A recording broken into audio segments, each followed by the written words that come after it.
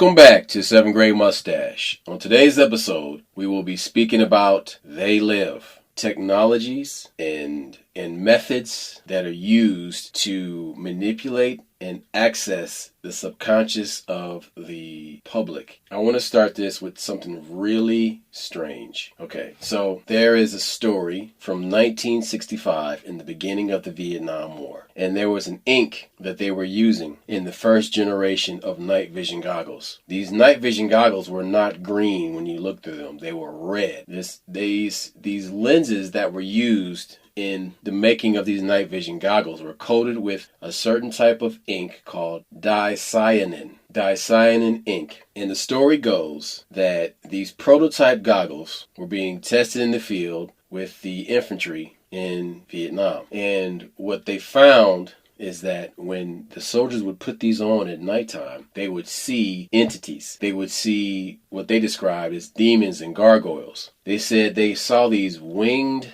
flying, horned entities above the trees. They were fixated on looking at the tops of treetops, because that's where these winged demons would hang out. And they said the entities saw that the humans saw them or noticed them. They could tell that they were detected. Mm-hmm. They knew something was up. Exactly, because normally they're flying around and nobody's paying attention to them, but all of a sudden these guys with guns can see them. Now, fast forward to the early 2000s, and you begin hearing about this telescope that the Vatican has in Arizona, and it's called the Lucifer Telescope. That was like a radio telescope type shit.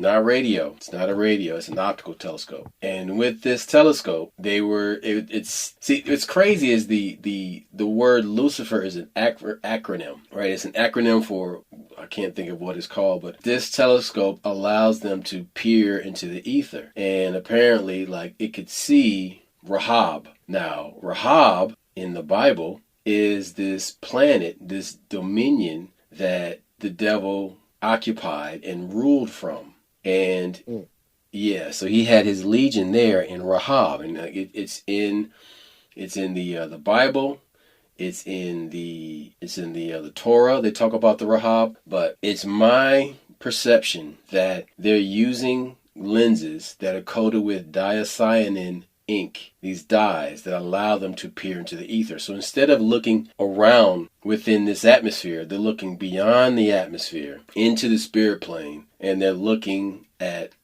this dominion of darkness.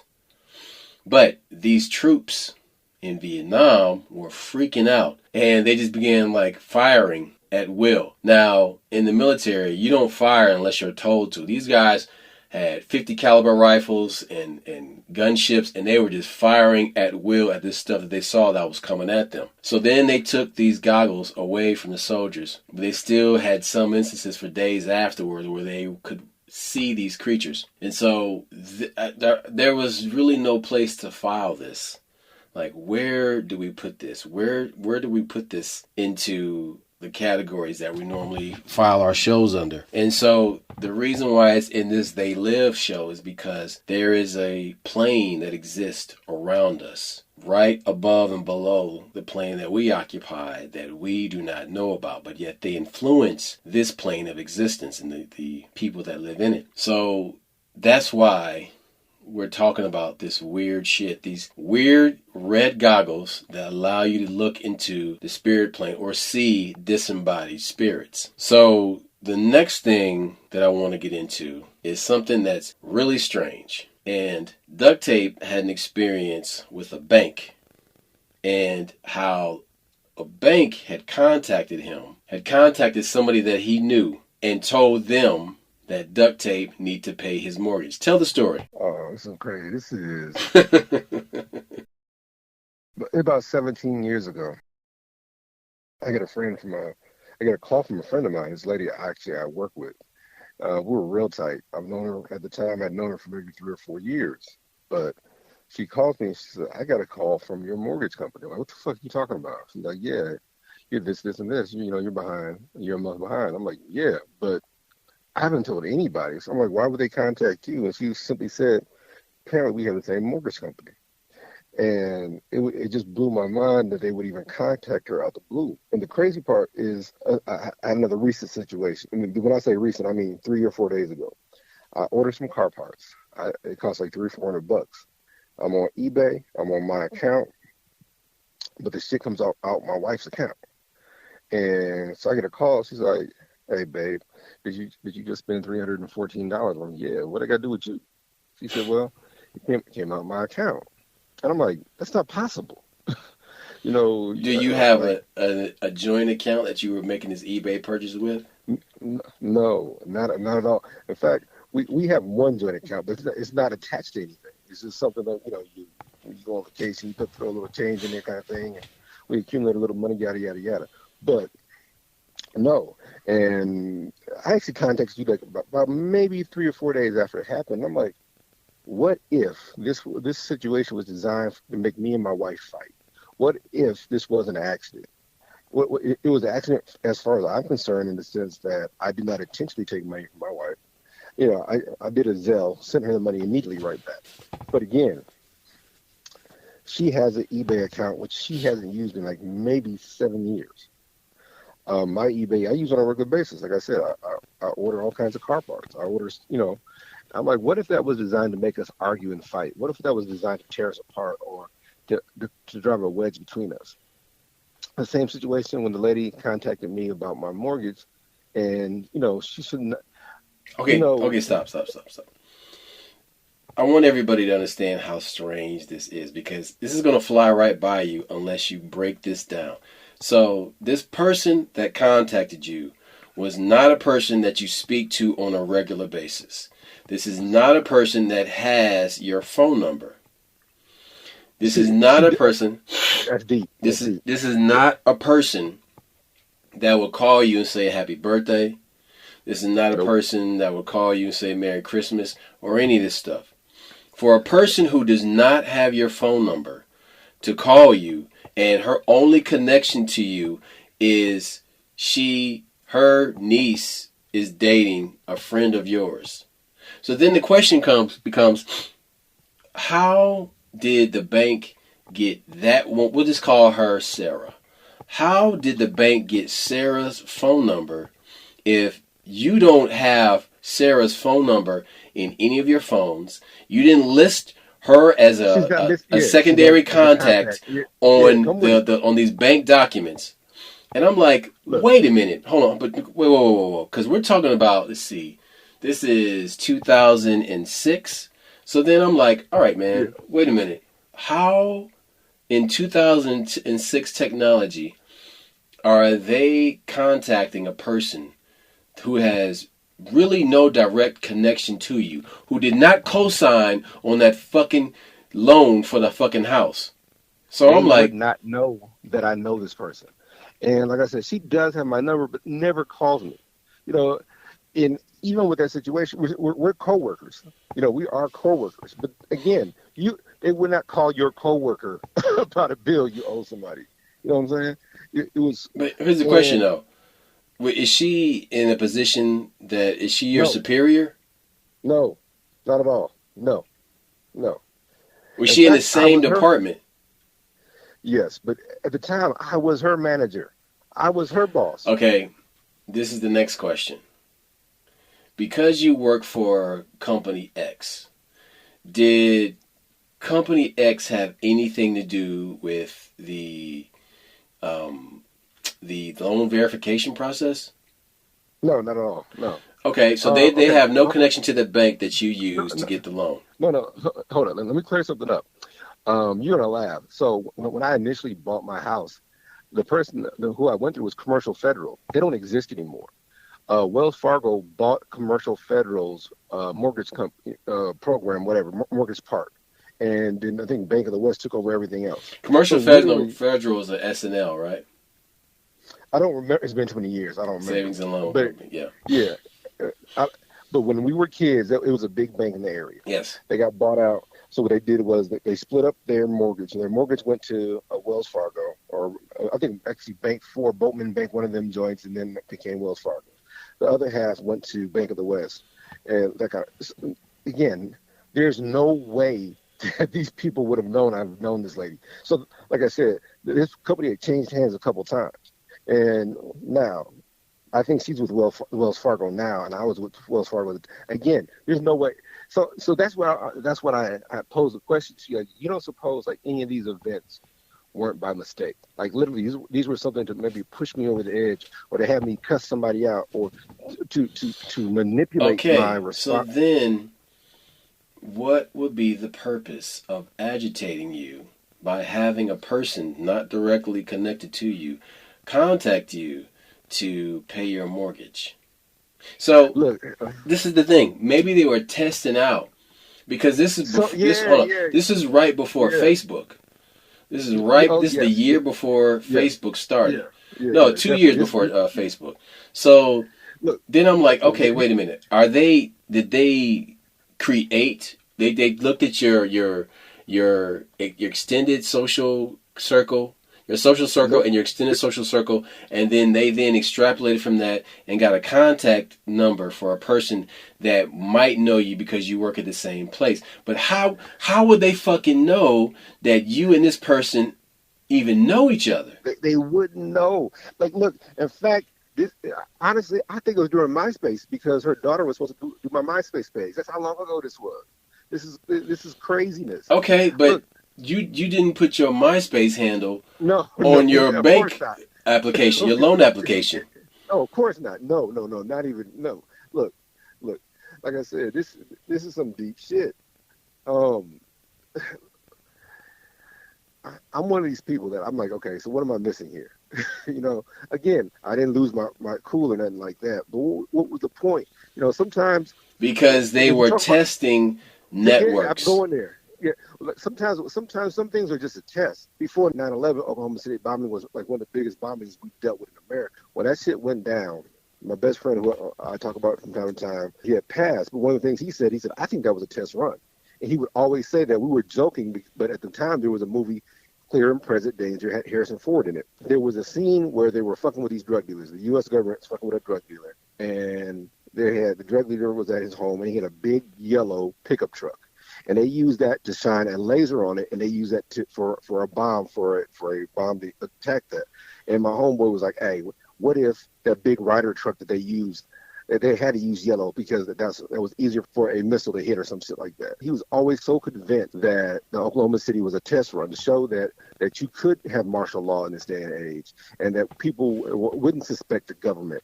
And we had talked about several scenarios, and people forget, we were just talking about Steve Coakley, and he was telling the truth. When the Oklahoma City thing happened, they thought, the rumor was it was Muslims. Remember, Terry Nichols had dark black hair.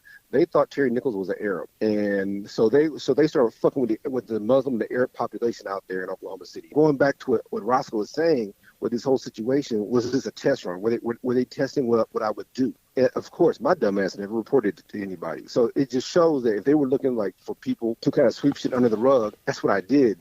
Because I don't want to be weird. And who do you contact? If a bank fucks up your information, that's actually a loss. And I'm much more mature now. Now I clearly know what to do in these different situations. And I think that's a big part of, like, when we say test run, where they just try to test, it looks like a stress test, where they just fucking with you, poking and prodding you, that kind of shit. That's some deep shit. Like, so can you just imagine one of your neighbors calling you and being like, "Hey, what about this, this, and this?" For no reason, out the blue. So it's one of these deals where that's how that shit was. Like, somebody, like you said, I know, but I'm not close to. So it shit don't even make sense. So okay, the reason why I'm bringing this back to They Live, because that is the reference to a 1988 science fiction film about a bunch of aliens that came to Earth, and they were hiding amongst humans, and they were using technology to camouflage themselves and their normal appearance. And you had to put these sunglasses on to see them. So when you look up diacyanin ink or diacyanin glass, you get a strange mix of references. One of the references is from the 1920s, and how there were scientists that were using this for astronomy work and to look into like different light wave spectrums within the visible and non-visible human spectrum.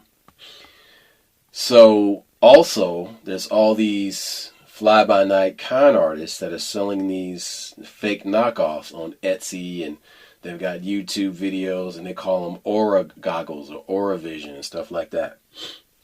So these allow you to see an invisible world that surrounds you. And when humans attempt to manipulate humans, they want to employ stealth, and they want to do it in a way where they are in a perch. They're like the cat in the higher branch looking down at birds in a lower branch before they pounce on those birds.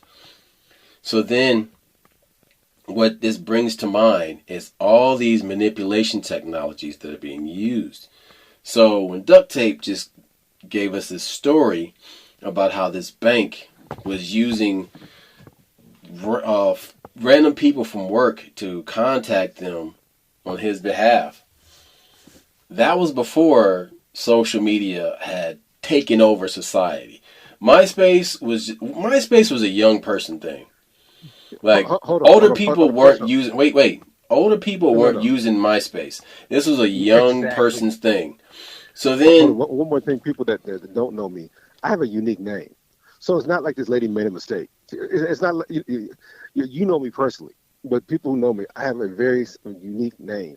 I just want to throw that out there. So when somebody says, I got a call about you. if you hear, like, when people hear his name, when people hear my name, when people hear our names, our name, they're like, those motherfuckers are not normal. Those aren't normal people names. And so for them, when that somebody mentions him that doesn't know him, like, how the fuck you know? Who are you talking about? How do you know him? Because then it's like, who the fuck are you? You know what I'm saying? It's almost like some secret password shit. Like, how the fuck you get the password? Like literally, I know where you one know of these me from, motherfuckers different. But based on what you call me, if you call me with any on the end or what, I know where you know me from. Like there's only certain people that call me by this. Exactly. Yeah, but that's done on purpose though. But listen, this is why this shit is so creepy, because these things we're talking about are the invisible hand, okay? And how they're trying to guide you, like, you know, the way you have your hand on a kid's shoulder, pushing them in a certain direction where you want the kid to go. Yeah. Same way, they're just using technology. So it's a subtle nudge. See what it is we're so brainwashed to believing that somebody's going to punch you in the face. But sometimes it's very subtle. You know, Jordan Peterson talks about, you know, how you lose rights. You lose them gradually. You know, some shit is just subtle. And it's so subtle, it's fucking creepy. It's barely perceivable. You know, perception is reality. So if you perceive, if somebody comes on your lawn and they trespass, you could deal with that. But if somebody was to take an inch of your lawn away a year, like, okay, the sidewalk is getting bigger by inch by, you wouldn't recognize. It's unperceivable, because you would go to work, come back, wouldn't notice it. You might go on vacation, come back, wouldn't notice it. Then all of a sudden you're like, where the fuck is this sidewalk down there? Because it's gradual. But if somebody was to take part of your property right away, you would put up a fight. You're like, hey, man, it's bullshit. Get the fuck out of here, man. Second Amendment your ass. Yeah. Now watch this shit. Now, what's crazy about that is memories and collective memories. So, before we get to the Mandela effect and Nelson Mandela, we will talk about his ass here in a second. There is a concerted effort to control public opinion more than ever. And ever since the Obama administration passed a bill that allowed for propaganda to be used in news media and education, you began to see this gradual influence of lies or alternate truths being pushed on people. And it's some of it's like a bald-faced lie that you know is not real. But then you go to call it out and you get shadow banned. And it's like, oh, okay, so then now I see what's going on. This is 1984, the movie, the book, and the Department of Information wants to, silence you because you're pulling the curtain back. You're revealing the wizard. And so And look, they don't want anybody to stop their hustle. Okay, they don't want nobody to stop the dope supply that they got bringing in. That you know they're what? You bringing know why in. the government gets so mad about drug dealers? Because the government's a drug dealer. Like the government gets, wait a minute, whoa, whoa, whoa.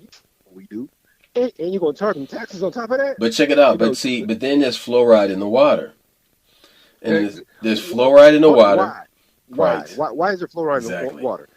Because we were told as children that fluoride is good for your teeth and makes your teeth stronger. That's bullshit. When you become a grown up and you start reading, fluoride actually is bad for adult teeth. It actually makes your teeth more brittle and makes them chip more. Well, that's one thing. But what's the other reason there's fluoride in the water? Oh, wait a minute. The Nazis, they use fluoride to control the masses. It makes you more malleable, more easy for suggestion. So you mean to tell me that when you're a little kid and they're teaching you to brush your teeth and they're telling you that fluoride is good for your teeth and you take that lie with you for the rest of your life because you were indoctrinated, you were brainwashed, and so Because it I has don't a like the word. corporate logo on it, and you hear it over and over and over. How about this? I asked a guy at work, American Dental Association. Do you know any dentists that belong to the American Dental Association? No, you do not. But guess what? They slapped that American Dental Association on anything they On want you to use for your everything. motherfucking teeth. Like every mouthwash, scope, whatever. I guess I don't want to name anybody, get in trouble with your shadow ban. But any toothpaste or mouthwash you use, you see American Dental Association. It's approved by them. But you don't even know any dentists that go there, that work Okay, for them, or are part of that. so check this out now. So then the war against memory. That's really like what we should be talking about is the war against memory because there is so much around you in dirty electricity and the side effects of 5G technology that work on the subconscious and actually make you dumber. There's more Mm. to make you dumber than ever before. Why do they want people to be so dumb? Because then you have compliance, and compliance that's their catnip. Compliance is the catnip of the elite.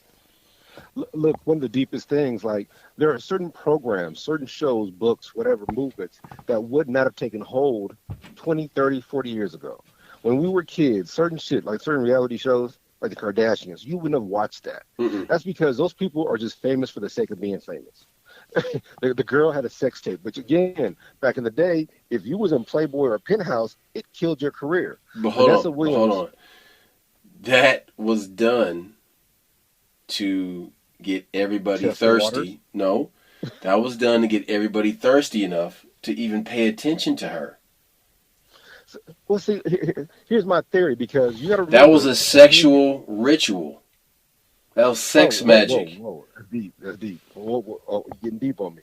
All I was going to say, back in the day, if you was in a porn, adult magazine, there's only a few actors who've done legitimate porn and still went on to be real actors. One of them, Sylvester Stallone. Back in the 70s, he did a dirty adult movie. But most women, if they did Playboy or Penthouse, it killed their career. I was bringing up Miss America, Vanessa Williams, who is beloved now, but at the time, she wins the first black woman wins a Miss America or whatever it is.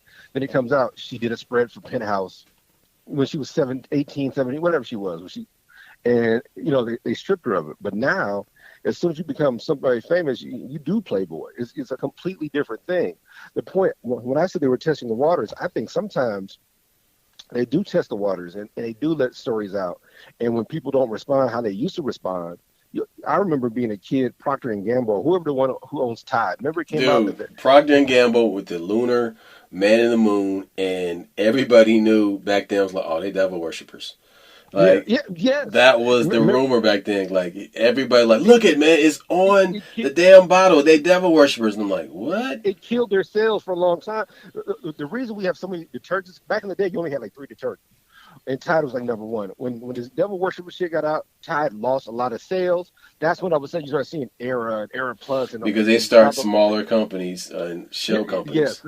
yes, they would put their product in other bottles. Then that way you would be buying the same product. Wait, Oh, wait, it's not the devil we worshippers. We're never, good. We can buy it. this is America, damn it, freedom or whatever. No, you vote with your money. That's why it's so important when you don't agree with something, you still don't support it. But what we're saying is that many of these things that are prevalent now wouldn't have flew if your parents would have told you, hey man, that's some bullshit. Don't even do that. Or what's wrong with you, boy? You get those comments and you're like, oh, you're right. Yeah, but now there's certain game shows that, like, man, that's crazy. You mean to tell me that you're going to swing across a moat, uh, uh, you know, injure your body and you didn't even get no money? Ninja Warrior, that shit would have flew back in the day. But look, what I'm saying is that I do think a lot of these are test runs or ways to judge how the public sees things now. My brother just told you that they have rituals in front of you. And back again, when I say back in the day, the reason I know they do the same behavior, we had a whole talk about Little Nas X, and he has these Nike Air Maxes, but his is part of them, and they're a limited supply. And everybody made such a big deal about it, which I agree, that's not for me.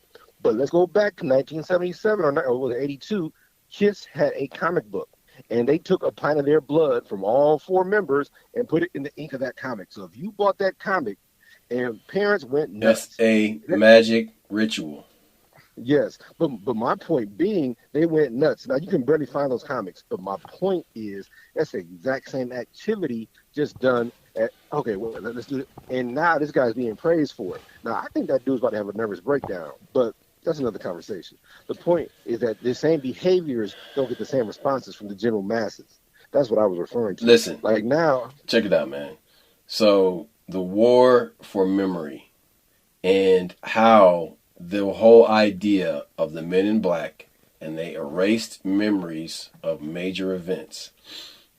So that technology is real, but it's spread out against several different devices. So I remember when we were kids, you talked about the lunar stuff, and you also same subject. You had talked about Reagan being the Teflon Don, and your mom broke it down, saying that the lunar stuff was a big part of it. That Nancy Reagan would tell him when to make his speeches, and different things like that. And essentially, it's the same thing on a natural level. That when the moon is in a certain cycle, it affects people's memories. And you have broke this shit down. I'm like, yeah, you crazy. But then if you look at Reagan, he only did his speeches what'd you say, during a new moon or some shit like that. And it literally, if you ask somebody, what did he say yesterday? And they couldn't tell you. No. The most fucked up thing, one of the most fucked up things that he did is that Jimmy Carter got the hostages freed from Iran. But the Reagan administration, after they had won the election, no, they didn't take credit. This is how they took credit for it. They asked the Iranians to hold those hostages. Oh, a few more days, yeah. Until the election was over, so that it looks like Ronald Reagan did it. That's some fucked up shit. That's dirty. But look, go back to what you were saying about that technology, wiping people's memories, fucking with their memories. Sometimes everything. The big thing right now. People talk about this a lot. They talk about Alzheimer's and the fact that these pots and pans have aluminum and all that shit. That shit causes Alzheimer's. Fucks with your memory. The fact that these baby foods had certain heavy metals that causes autism. So literally, you're fucking with people at the child level. Now, you can't sue these motherfuckers over the damn jab. you can't sue them over that, but you damn can sue over baby food. And if you look at some of these lawsuits, such as baby powder, that talc in the baby powder cause all kinds of ovarian cancers and stuff like that. And they won that lawsuit. But there's certain things you can't sue over. But the idea that you're damaging people's memories at an infant level means that this is not accident. Okay, but watch this shit, though. Do not think for a second that intelligence agencies are not utilizing the Higgs boson particle collider and the Mandela effect to their advantage. If they know that now they can control public opinion by altering historical events and your memory of historical events, your recollection of that event dude, is oof. Man, that's some scary shit. That means they could do all kind of fucked up shit, and then it's like, what happened to yesterday? Oh, yesterday didn't happen the way you thought it. Yes, it did, because I remember it. And this is why I bring this up over and over and over again about why the Muslims always memorize the Quran, because the That was deep jinn as can shit. go back into history and change it. So they can go back into history. That it's necessary for you to have a mental Knowledge of recollection self. of what the fuck. Yes. Well, here's what drives me crazy. There are certain Bible verses that I remember as a kid that I don't remember being that way. And that's why I got just talking about this gives me goosebumps right now. I remember certain things. Or there's certain things in the Bible where I'm like, that wasn't in the Bible. I don't remember it being there. Now, don't get me wrong. I ain't read every page. I should have. I'm sorry. Please forgive me. I'm not a good Christian. But there's certain shit that passes for Bible verses now, and that's some Eastern philosophy shit that they're hitting me over the head with. Bottom line is that that's some freaky shit. Look, the reason we keep bringing up the Mandela effect is because once you discuss what the Mandela effect is or was, then you discuss what the political ramifications are to our people, black folk. Okay, so Steve Coakley would always, in his speeches, he would always just bust you over the head with head crackers, some brain busters. And I was listening to one of his speeches from 1996, early 1996. It's the speech about the wrap up of the Million Man March. The review, yep. Y'all And check that out. If you black, he please was check it out. talking about how Mandela was released from prison not because apartheid was ending. He was released from prison to throw a wet blanket on The black movement, on the the movement. revolutionary movement that was happening in apartheid South Africa. They knew by letting him out, by freeing him, that would quell this uprising that was about to happen that his wife was a part of. Now, I dug into this and it's crazy because so he met her at a bus stop in South Africa while he was still married to a chick when he had 3 kids. Oh, I didn't know that. That's Yep, crazy. yep, she was a side piece. He went on a date with her while he was still married. Winnie was his side piece. This is crazy, but she was regularly detained by the apartheid government at the time. I want to call that reverse martyrism. Like usually when you kill somebody, it starts a movement. But what if you release somebody and it does the opposite? Yes. And it doesn't trigger the movement. He It was a kills the movement. reverse martyr, exactly. And That's some deep that's shit. I'm sorry. Go ahead. crazy. So now she was tortured, she was subjected to house arrest, she was kept under surveillance. She was held in solitary confinement for a year and banished to a remote town. When she returned to Soweto, she became part of the ANC campaign against the regime. She would often, in her speeches, say, "We have no guns, we only have stones, boxes of matches, and petrol." And she she said, That's a Molotov cocktail, my nigga. Go ahead. I'm exactly. sorry. She said, "Together, hand in hand, with our boxes of matches and our necklaces, we shall liberate this country." Necklacing meant putting a petrol-soaked burning tire around a perceived traitor's neck. So she was super lit and she was super revolutionary and militant. So, but she was known for this notorious act of ordering the kidnapping of a guy named Stompy Sepe, who was 14 at the time, who was beaten and later had his throat slit. Winnie Mandela was acquitted of all but the kidnapping, but the incident remains the greatest stain on her legacy.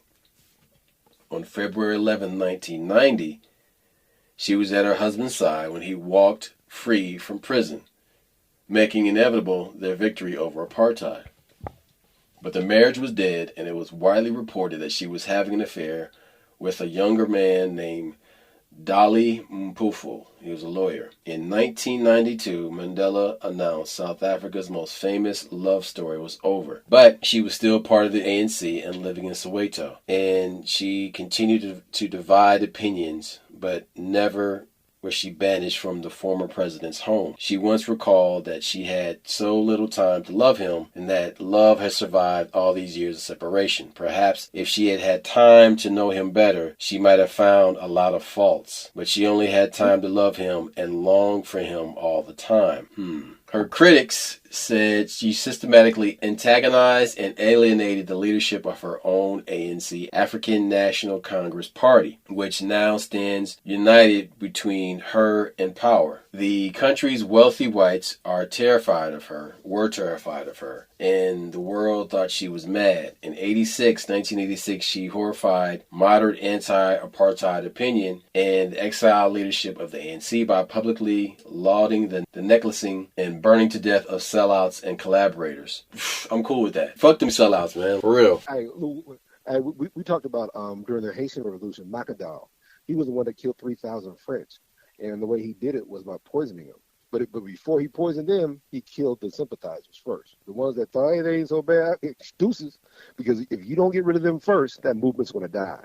What she was talking about, what she did was she silenced the movement. She kept motherfuckers quiet by doing that shit. By giving a nigga a necklace, you knew, I'm not going to. So, check it out. So, she was a fiery populist who appealed to urban squatters, rural peasants, and tribal leaders alike. Miss Mandela is still seen as the mother of the nation by many who came to know her in her days of fist-clenching defiance. It was thanks to her loyalty that she won a high position on the ANC list of candidates for the historic 1994 election and was subsequently appointed Junior Minister of Arts, Science, and Technology. But having survived the early scandals, Miss Winnie Mandela proceeded to enmesh herself in new ones. In the first 3 months of 1995, for instance, a leasing company accused her of failing to pay for a Learjet she had chartered for an illegal diamond-buying trip to Angola. Oof. In March of 1996, in divorce court, Mandela told the world the reason he wanted a divorce was because his wife was an adulteress and a spendthrift, spent up all his money, whose infidelity and brazen conduct had publicly humiliated him. She was the gangster. Yes, just for the record. But it sounded like she needed some meds, though. Like, she wasn't quite all there. Like, she would go too far. You know what I'm saying? Like, okay, prove the point and then be done with it. But she would just, she just kept hammering the nail in after it's in the wall. So it was Nelson Mandela's sadness and embarrassment that was evident as he watched his wife and former comrade dithering before the world's press. She had no argument and no witnesses. It took Judge Eloff only a few words to dissolve one of the most famous marriages of the 20th century. And I tell you this story because it's important to understand that when Nelson Mandela was locked up, Winnie Mandela was still out there fighting the fight. Now, her methods are not approved of by her husband and many people who were living there at that time. She was an extremist, but she was also part of this revolution that was gathering steam, that was building up. And by releasing him from prison, you throw a wet blanket on that and you quell revolution. Let's explain what the Mandela effect is. Now, check this out. The Mandela effect is that some people remember him dying in prison. Yes. And in my reality, in our reality, he was freed from prison, and it was on BET, it was on MTV, it was on all the news stations. I saw this when we were kids. But the crazy part about this is, what if you needed him to be alive to put down this revolution, which would have emboldened black people all over the continent and all over the world? Now, the proof of the Mandela effect is that when we were kids, one of the first, HBO had started doing movies back then. There's a couple of movies they did, but one of the movies they did is on VHS, and it's hard to find, but they said, if you find that, and that's the proof of the Mandela effect, because on this VHS, Danny Glover played Nelson Mandela in this movie. That's when Danny Glover you realize that he could act his ass off. And he plays Nelson Mandela. And in the movie, at the very end, it says he died in prison, but the fight, when he continues to fight, it's like in the gold letters at the end. And that's one of the things, that's what this Mandela effect is that they went back in time and changed this one thing. And by changing that one thing, then all of a sudden everybody remembers Nelson Mandela. Oh, he got out of jail. But I remember the movie. Roscoe, he vaguely remembers the movie. I remember it being on HBO. I remember watching it. I think it was called, I forgot. It's called Mandela. And you can't find it on VHS. You can't find it. And HBO right now, you can watch any HBO movie you want. But you can't see that one. So it makes you Oh, wonder, but like, what about the one that had Forrest Whitaker in it, the Joint Chiefs of Staff, and he's trying to stop a coup by this corporation that wants to assassinate the mhm. president and take over the White House. What was it called? I This remember it movie because disappeared from Blockbuster Video overnight. It was on here's what we're HBO and saying. then it was on Blockbuster. It was at Blockbuster and it fucking disappeared. And I'm like, what? What do you mean you don't have Here's any what more we're copies? saying. This shit, It, it, like, black people eat that movie up. Come on. what we're saying about the jinn. Muslims felt the jinn could go back in time and change certain events, so that would change what was in the Bible, in the Quran, or the Torah. What we're saying is, if they can go back in time, all they got to do is change one murder, and all of a sudden everything is different. Or um, that movie. So what if these movies were like, based on real events, and we think they're nonfiction. We think they're fiction, but they're nonfiction. Like the whole Mandela thing. I think if the Mandela effect hadn't happened, had they had went back and saved his life and released him, because what if Winnie had took over? You know what I'm saying? Because she was violent. She was that gangster nigga. You know what I'm saying? She was the Malcolm X to his Martin Luther King. What if she had took over and became the face of the movement? That would be a much more violent movement, much more worldwide movement. Um, Look, it's very important that people understand this. There are certain stories that don't get out, and it's for a reason. So, look, I'm conservative. So a lot of times these white guys talk about, hey, Thomas Sowell or this guy. And a lot of that shit they say is true. But the one thing that these white guys don't talk about is when the Klan got their ass kicked. There's so many stories the reason black folks don't fear the Klan is because we whipped their ass. That's what y'all don't. We won the war. Y'all forget the South lost. The Klan lost. All that shit. Them motherfuckers lost. But white folks, what they do is they proceed as if they won. They write the books. I'm gonna give an example. We always talk about Bass Reeves. Bass Reeves arrested 3,000 motherfuckers, killed There's a a few of book them. Couldn't out be right worse. now. There's a brand new book out about Bass Reeves. You can go and buy it at Barnes and Noble. But what's so important about that is he was still doing it till he was 60 something years old. But that's where they passed those damn passed them laws where a black man couldn't arrest a white man. So he's been arresting white folks, Indians, and blacks all this time. So that's what I mean when I say that white folks behave as if they won a war, and they put it in the books as if they won a war, and they pass the laws as if they won a war. Next thing you know, you don't know about it. The story, like I said, there's a story of Native Americans that went to a Klan rally and whooped their ass. Please forgive me. We talked about it, but I forgot the town. But the reason this is so important, so you had these World War II vets, and the Klan is going through all these towns, southern and northern, and they're doing their rallies and shit. So the Klan was coming to a town where these folks wasn't going to stand for it. Now the white folks was cool with it because they went to the rally. So before the rally, the black folks called up these Native Americans like, "Hey, do y'all need help?" They said, "No, son, we got this." And they proceed to go whip these motherfuckers' asses. That's why I said it. When you go online, you'll see some pictures of these Native American guys wearing a Klan flag. That's because they beat their ass and the Klan didn't come back. But the reason you don't hear those stories is because racism is the status quo, and white folks don't want you raising up. That's why a black man can go to jail for the exact same crime a white man will get 3 weeks for. That's because they do that shit. The reason Zimmerman got off is because it's okay to kill a nigga. That's the message that you send. So that's why it's very important to understand that literature, that media, whether it's written media or visual media, is very powerful because it can change the truth. Malcolm X said, if you listen to the news, it'll have you rooting for the wrong guy. And that's the shit we're talking about. So if they went back in time and that Mandela effect is true, where they changed the history and that wet blanket, as Steve Coakley said, stopped the movement, that there was a worldwide movement, like we was like rising up, hey, this is our new martyr. Like I said, that's reverse martyrdom. By you releasing somebody, all of a sudden it changed the whole outcome. And that's the shit we're talking about. And what if that was the thing?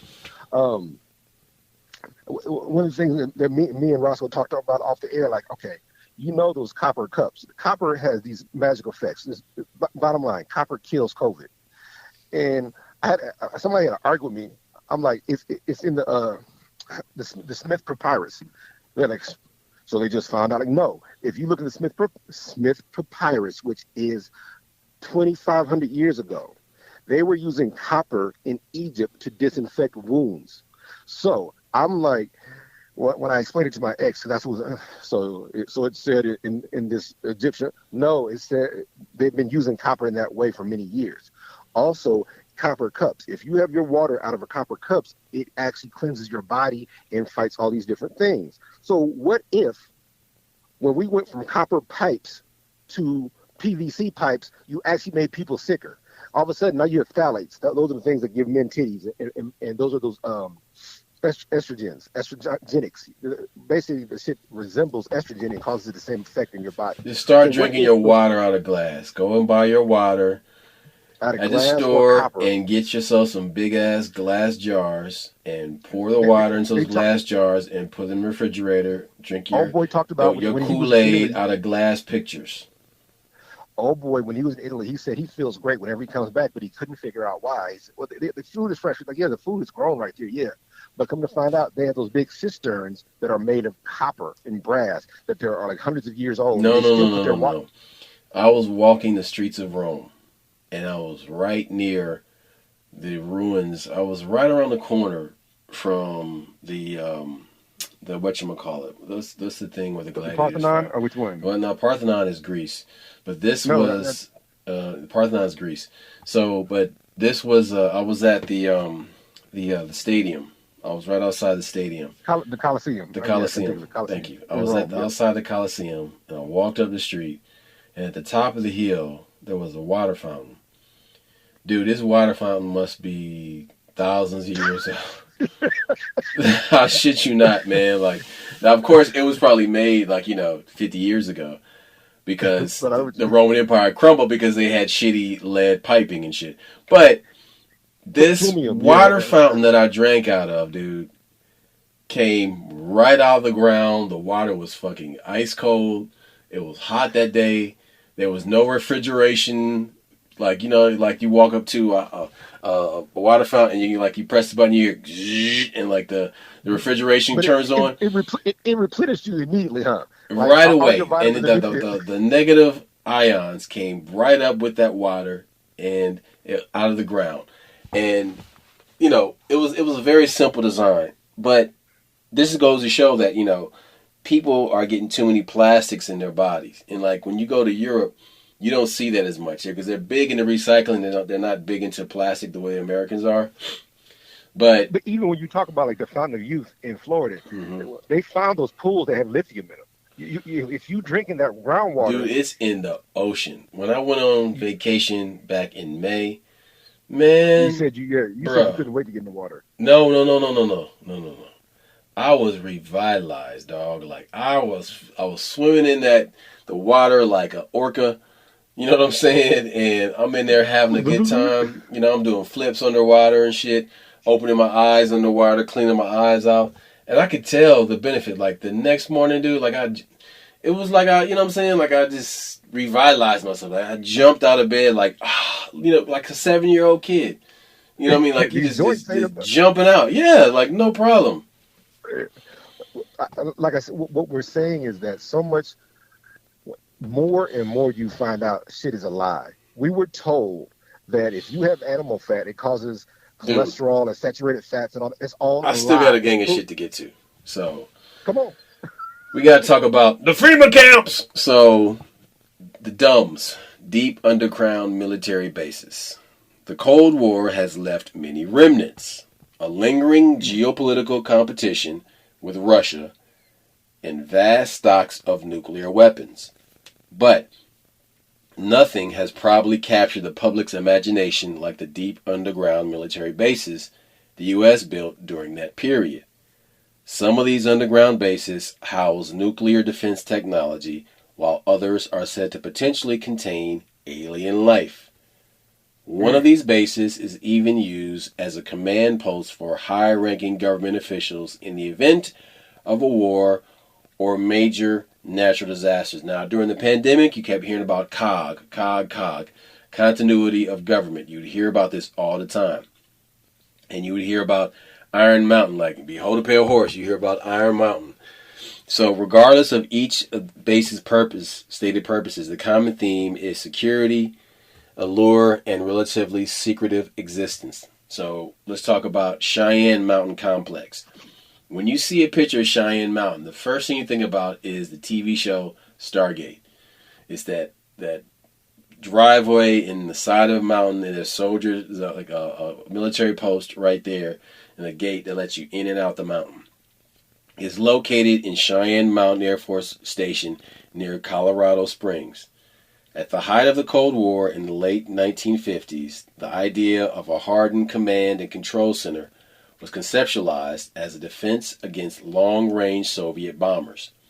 The Army Corps of Engineers supervised the excavation of the Cheyenne Mountain and the construction of an operational center within the Granite Mountain. The Cheyenne Mountain facility became fully operational as the NORAD Combat Operations Center on February 6, 1967. The installation came to house elements of the North American Aerospace Defense Command, NORAD, the U.S. Strategic Command, U.S. Air Force Space Command, and U.S. Northern Command, U.S. NORTHCOM. Under what became known as Cheyenne Mountain Operations Center, CMOC, several centers supported the NORAD missions of aerospace warning and aerospace control, and provided warning of ballistic missile or air attacks against North America. The Cheyenne Mountain Complex falls under the command of the U.S. Space Force. Although both NORAD and U.S. NORTHCOM are housed in Cheyenne Mountain Complex, the two organizations use a mere 30% of the base within, and their staff comprises only 5% of the daily population at Cheyenne Mountain. In other words, there are a significant amount of secret locations even within an already very secretive base. Now, the FEMA underground facility is called Mount Weather. Mount Weather's Energy Emergency Operations Center. The Mount Weather facility isn't a military base per se, but instead houses FEMA's National Emergency Coordinating Center. The facility is located on a 434-acre mountain site on the borders of Loudoun and Clark counties. The above-ground support facilities with 240 employees include about a dozen buildings providing communication links to the White House Situation Room.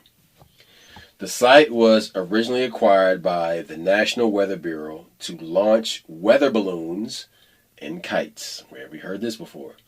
In 1936, it passed to the Bureau of Mines, which bored a short experimental tunnel less than 300 feet beneath the mountain's crest to test new mining techniques.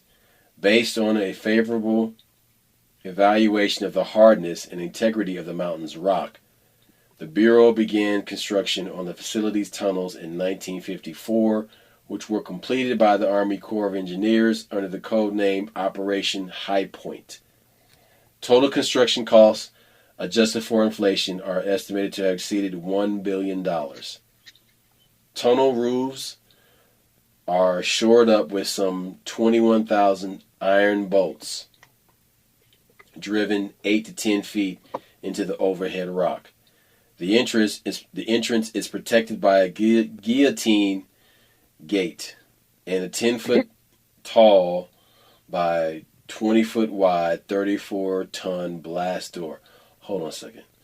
A 10-foot tall by 20-foot wide blast door that weighs 34 tons and is 5 feet thick. 5 feet thick. Dude. And reportedly takes 10 to 15 minutes to open or close. Holy shit. That's a Cobra base, dude. So, in addition to housing FEMA, this installation is also home to the National Processing Service Center, Satellite Teleregistration Center, Disaster Finance Office, Disaster Information Systems Clearinghouse, Disaster Personnel Operations Division, Agency Logistics Center, and much more. The names of some of the organizations seem more made up than actual, which could hint at something else entirely. But I'll leave that speculation up to you. So despite this not being a confirmed military use location, employees of this facility have a direct line and access to the White House Situation Room. This is something that even the most powerful military establishments in America cannot claim. Because of that, it is believed that this facility is no doubt worthy of inclusion on a secret and deep underground military base list. One more. Raven Rock. I was out here recently near this location. Raven Rock, located near Blue Ridge Summit, Pennsylvania. If you haven't noticed yet, there is a theme with many of these underground locations. Mountains. The Raven Rock Mountain Center is rubbing shoulders with the most top secret bases in the world, as it is designed to be a major command post in the event of an all-out nuclear war. The Raven Rock Mountain Complex, RRMC, is a highly restricted military installation complete with an underground nuclear bunker. It incorporates remotely located, hardened, and secured facilities that could be used to run military operations and even the entire country in the event of a national emergency such as a nuclear war. The mission of Raven Rock Mountain Complex is in some ways an open secret. This 650-acre installation is an underground nuclear bunker, an emergency operations center, and is part of the system of bunkers including Cheyenne Mountain in Colorado and the Mountain Weather Emergency Operations Center in Virginia. While we know the gist of the purpose of this base, what goes on inside it, and what technologies are present within it is a much larger secret. Despite being designated specifically for a nuclear attack, the base has seen other uses. For example, Vice President Dick Cheney was transported to the base following 9/11 attacks. It currently houses a staff of approximately 100, but has the capacity to house and protect thousands. Didn't you tell me during 9/11 that they came to Offutt Air Force Base?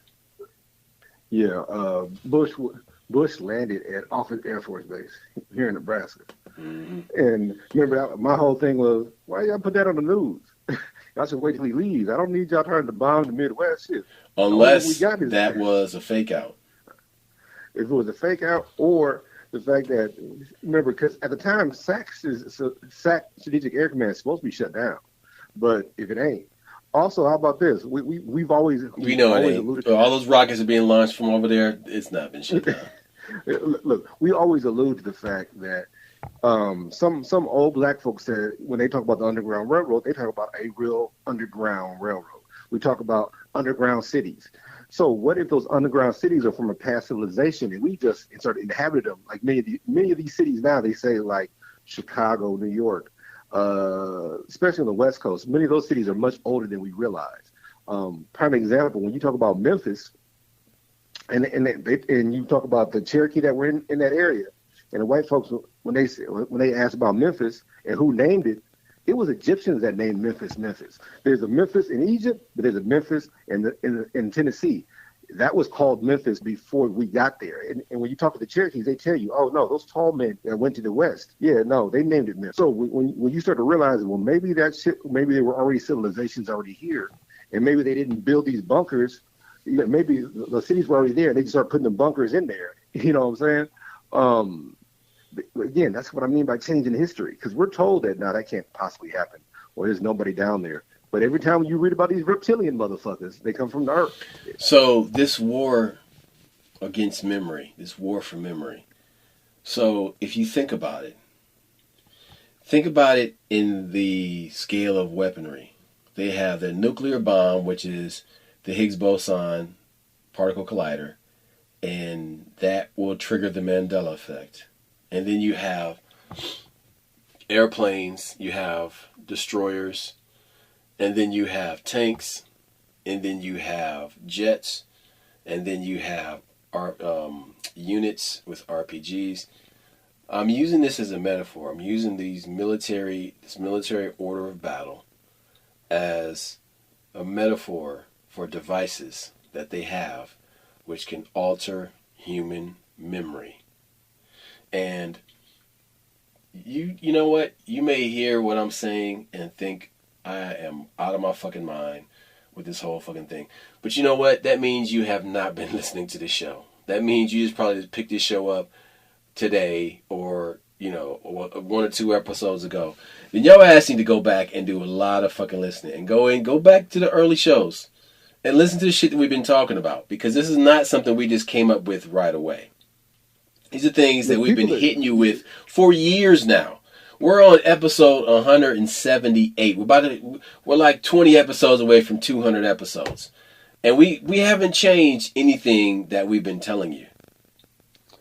It's really hard to talk to somebody who hasn't been through anything. You know, like when you talk to somebody younger and they have this idea of the world, and I'm like, I'm impressed, but, you know, there are people in this world who are arrogant with no success. Oh my God, that is the worst. I was working with a person like that last week, and that person believed that Tesla was an idiot, and that we're living in the zenith of civilizations, and there have never been any civilizations higher than this one. I'm like, okay, cool. So take your MIT degree and your buddies from your ivory tower academies, okay, and go build a pyramid. Go ahead. Go build a pyramid. If you're that fucking smart. See, the problem is people like that, they don't know what they don't know. So they got mad confidence with no accomplishments. You feel me? And it's really hard to like get through to that person because they're like, you can't prove it. I just gave you proof. It's not the proof that you like. I'm going back in history. Like, look, we got this, this, and this. If that's the case, then who's older? Who's this? This is the thing. I told him, I said, listen, man. I said, basically, Einstein is the watered-down version of what we should have. And listen, it worked great for 200 years. But we're beyond that now. E equals MC squared is great for this, you know, combustion engine, chemical rocket society, which we are leaving, which we won't be anymore. And that shit doesn't play anymore. And the fact that the Schrodinger and the guys that came up with, you know, quantum mechanics and quantum physics, they were getting their inspiration from India and the ancient books of India and the Rig Veda and the Upanishads and everything we talked about before this. Look, if Einstein is your pinnacle, they think that he stole his theories from his first. People feel that he stole all his theories from his first wife. Here's what you need to know: he worked in the patent office, so he was able to read other people's work. And if you pay attention, he hasn't come up with shit after he left that first wife. Now, mind you, he ended up marrying his wife's cousin or some shit like that, abandoning his first daughter. The guy was kind of a piece of work. But if you pay attention, most of that stuff he talked about was stuff that he developed early on. He didn't come up with anything new. That's what people don't want to talk about. Look. Here's the thing. You do what it takes to build your confidence. I deal in reality.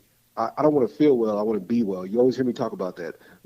These people who are so arrogant that that they think that this email is the biggest thing in the world, that this communication, and they love AI. I'm like, man, see, every AI movie we saw, AI takes over and it's for the worst. It lies to you with confidence. These evil people are pushing that agenda of this AI.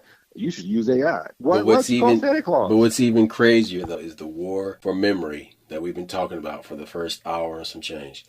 So, look, man, that's all I got. We out. Peace. Holla back.